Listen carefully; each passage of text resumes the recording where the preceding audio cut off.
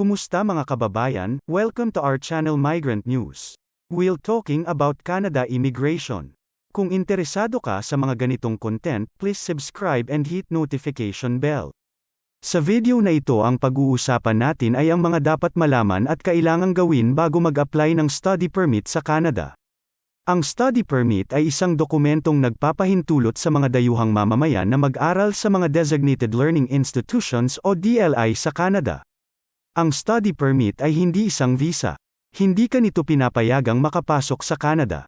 Kung ikaw ay nag-apply ng study permit sa Pilipinas o kahit saang bansa maliban sa loob ng Canada at ito ay naaprubahan, kasama sa ibibigay sa iyo ang visitor visa na ilalagay sa iyong pasaporte, para ito ang gagamitin mo pagpasok ng Canada.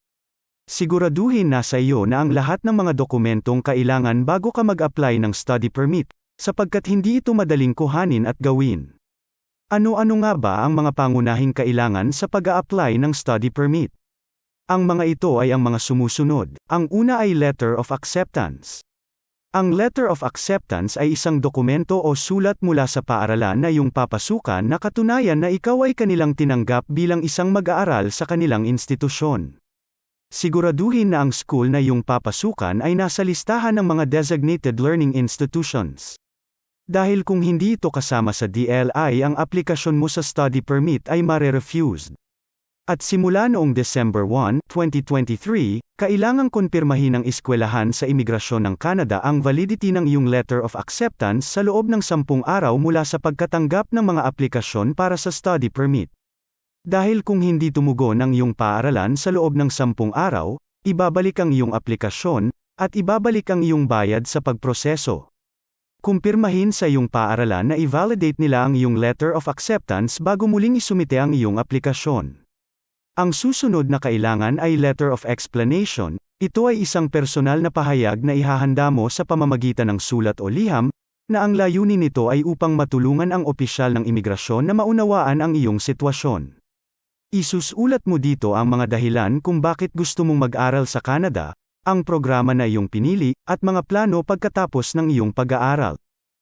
Gagawa na lang ako ng hiwalay na video para sa Letter of Explanation, kaya mag-subscribe ka na para malalaman mo kaagad kapag nag-upload ako ng bagong video.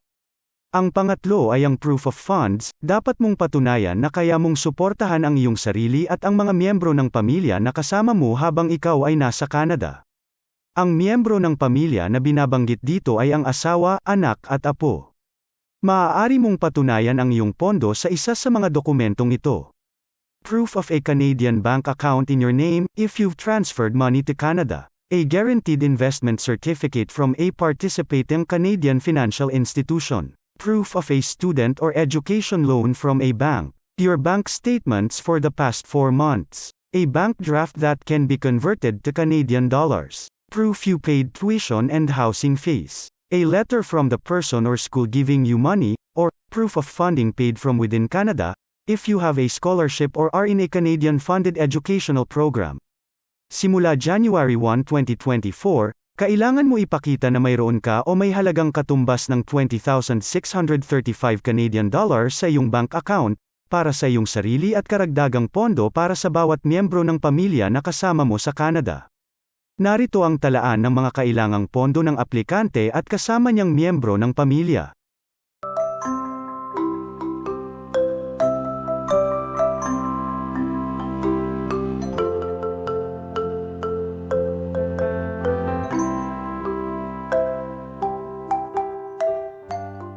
Ang pang-apat ay medical examination. Kung ang program na napili mo ay may haba na mahigit 6 na buwan o higit pa, kailangan mo magpa-medical exam.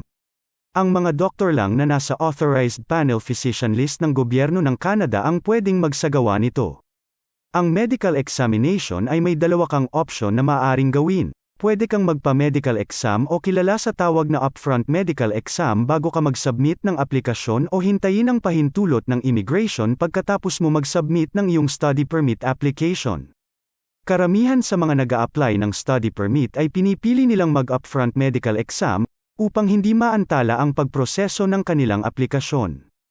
Ang panglima ay Police Certificate o NBI Clearance. Kailangan mo kumuha ng police certificate sa lahat ng bansa na ikaw ay namalagi o nanirahan ng higit sa 6 na buwan. Narito pa ang ilan sa mga kailangang dokumento na isasama mo sa iyong aplikasyon. Photocopy of passport ng lahat ng miyembro ng pamilya na kasama mo sa Canada. At birth certificate ng iyong anak at apo. Marriage certificate, kung kasama mo ang iyong asawa. Kung kayo naman ay common law partner, kailangan mo mag-submit ng proof of relationship na patunay na kayo ay nagsasama sa isang bahay ng higit sa 1 taon. Maaari mo ito patunayan sa pamamagitan ng joint bank account, shared ownership of property, joint leases or rental agreements, mahalagang dokumento para sa inyong dalawa na nagpapakita ng parehong address, tulad ng driver's license at insurance policies. Death certificate o annulment paper kung ikaw ay dating kasal sa iba. Sa mga requirement na nabanggit, maaaring kailanganin mo pa ng mga supporting documents, depende sa sitwasyon mo at sa hihingi ng immigration officer ng Canada. Kapag nasa iyo na ang lahat ng kailangang dokumento, maaari mo nang simulan ang pag-a-apply. Mahigpit na iminumungkahi ng IRCC na mag-apply online, dahil dito kakailanganin mo ng computer, printer, scanner, camera at valid credit card or debit card. Basahing mabuti ang instruction guide bago mo kumpletuhin ang iyong aplikasyon. Ipapaliwanag nito kung paano sagutin ang bawat tanong sa application form. Hindi na maaaring ma-refund ang iyong bayad kapag naumpisahan ng maproseso ang iyong aplikasyon, kaya siguraduhin kwalipikado ka para sa study permit bago ka mag-apply. Disclaimer lang po, ang mga nilalaman sa video na ito ay para sa layuning pang-impormasyon na nakolekta lamang mula sa iba't ibang pampublikong domain. Maaaring kailanganin mong makipag-ugnayan sa isang abogado sa imigrasyon para sa iyong mga partikular na pangangailangan.